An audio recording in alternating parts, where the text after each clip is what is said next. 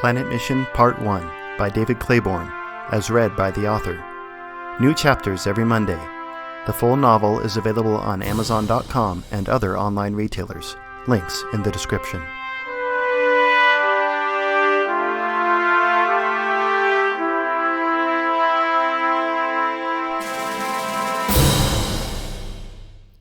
Chapter 3. What the Stakes Are. Waters sat at the desk in his quarters after dismissing the rest of the missionaries. Jazzy was in the room with him, as she often was, which made it crowded. Although as director his personal space was the largest on the ship next to the captain, it was still somewhat confined. In addition to the pieces found in each room, his quarters had an extra table for private conferences and meetings as the need arose. Jazzy sat at the conference table. She appeared to be streaming a program over the Li-Fi, as was her habit in the morning. She had her feet up on the chair with her knees leaning to one side against the armrests. She wore a slight smile on her face, intent on something on her phone. She was probably using his Li-Fi allowance. As director, he was afforded a generous amount of bandwidth, but it was still limited. He preferred to work alone, but considering the consequences of explaining that to her, he preferred to tolerate her presence. Even if he had asked her to give him some privacy, she probably would not have taken him seriously anyway. Their mission team was a small one and had no need of a lead, but Jazzy had deputized herself as second in command anyway. Waters did not protest. He enjoyed the benefits of their relationship, and having a woman in a leadership role looked good for the mission. She often spoke up regardless of whether she was officially in a position to do so. Informally formalizing her authority simply recognized the state of things as they were. She often advised him of her opinion. As the mission's physician, she had a close relationship with the rest of the missionaries. This made her presence advantageous due to the insight she could offer on the team's state of mind. This was a kind of accountability he liked to hold over the mission team. The information she offered allowed him to exercise his authority better. Waters returned to his phone and sorted through their mission objectives. Convince the colonists to adopt a secular form of governance and accept a seat in the colonial house. This would bring them back under Earth's authority and was the administration's primary goal, which made it his as well. The Colonial House was a body that advised the administration and president on interstellar and intersystem topics, typically by passing various non-binding resolutions. The goal was both high stakes and low stakes. High in the sense that if the colonists refused to join the Colonial House, Earth might remediate them through supplemental education or even resettle them. Low in that the administration could select a representative either way. That was the better outcome for the administration in a sense, since it could select a representative with strong loyalty to Earth. Each missionary had two purposes on the mission. The first was to study the fourth moon of Polis. The second was to improve the colonists' education on a wide variety of subjects, including proper governance, education, healthcare. These were all good things unto themselves and things in which he believed. He felt for the colonists and strongly desired to improve their lives and the colony itself through what the administration offered.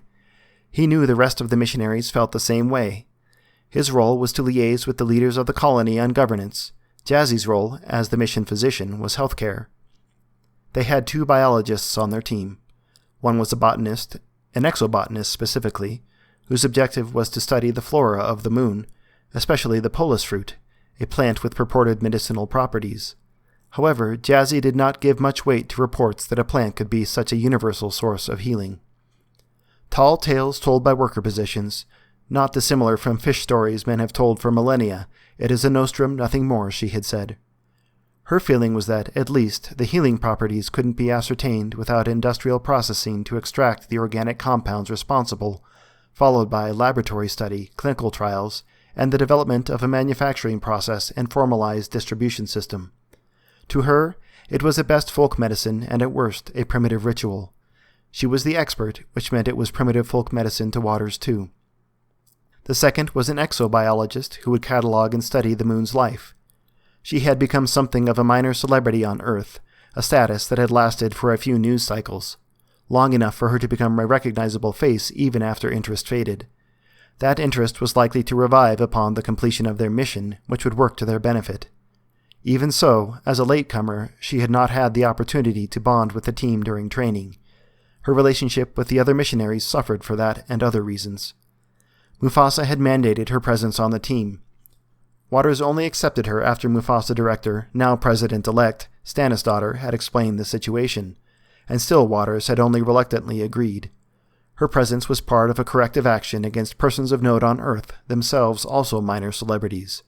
Those persons were her parents, doctors who had been made to testify before an administration hearing about the unorthodox opposition beliefs their organization professed. They had been subjected to remediation, as was appropriate. Thinking about the news coverage made him uncomfortable.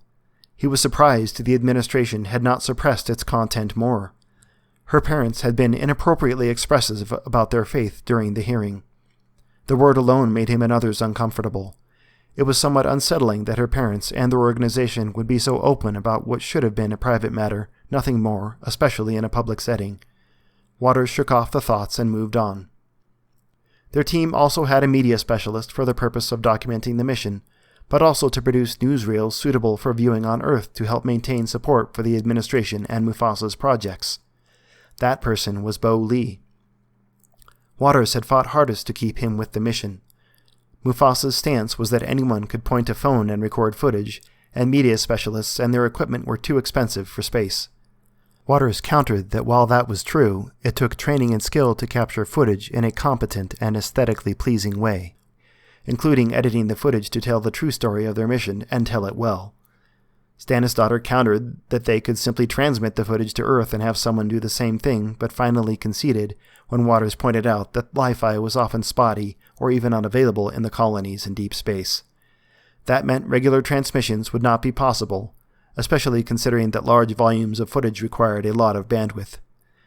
She did not necessarily think that was sufficient to justify an additional missionary on its own, but it had been sufficient as a negotiating point for bringing Molly along. Thus Bo got to remain with the team. Bo never knew that his position with the mission was in jeopardy, and Waters preferred to keep it that way.